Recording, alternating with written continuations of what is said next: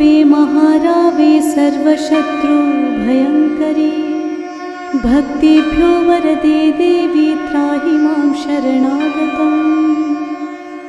ॐ सुरासुरार्चिते देवी सिद्धगन्धर्वसेविते जाड्यपापहरे देवी त्राहि मां शरणागतम्।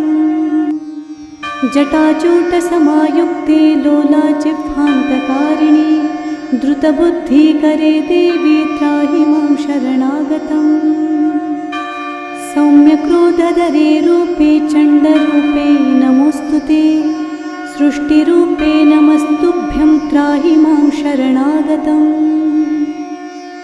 जडानां जडतां हन्ति भक्तानां भक्तवत्सला मूढतां हर मे देवी त्राहि मां शरणागतम्।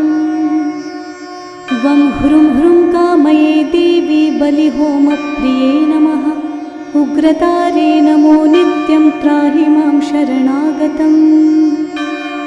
बुद्धिं देहि यशो देहि कवित्वं देहि देहि मे मूढत्वं च हरेद्देवी त्राहि मां शरणागतम्।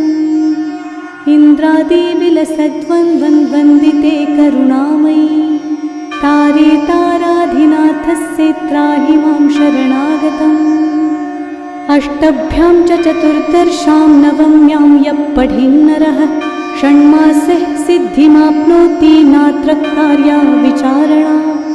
मोक्षार्थी लभते मोक्षं धनार्थी लभते धनम् विद्यार्थी लभते विद्यां तर्कव्याकरणादिकम्। इदं स्तोत्रं पठेद्यस्तु सततं श्रद्धयान्वितः तस्य शत्रुक्षयं याति महाप्रज्ञा प्रजायते।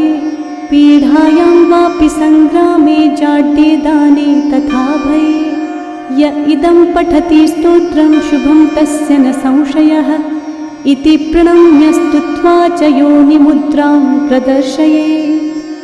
इति नीलसरस्वती स्तोत्रं सम्पूर्णम्।